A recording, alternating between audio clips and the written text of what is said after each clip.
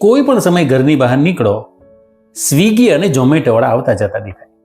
મને એ જ સમજાતું નથી, આપણી પાસે જમવાનું બનાવવાનો સમય નથી, સમજ્યા?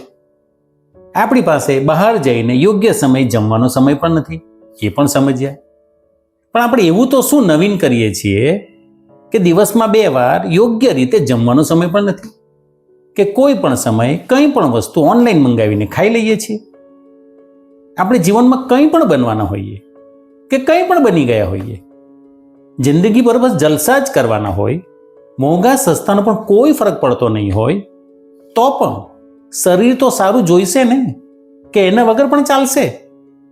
આપણા પૈસા અને આપણું શરીર, એની ચિંતા આપણે કરવી પડશે. સ્વિગી અને ઝોમેટો નહીં કરે, એનો તો વ્યાપાર છે. સ્વિગી અને ઝોમેટો ક્યારેક કોઈ વાર ઉપયોગમાં લઈ શકાય એવી સેવા છે. કોઈ આપણા ઘરનું રસોડું નથી કે આપણને એના પર નિર્ભર રહેવું પોસાય. યોગ્ય સમયે સમય રહેતા સમજી જઈએ તો સારું, નહીતર નિરાંતે બેસીને પસ્તાવાનો વારો આવશે. જય શિયારામ.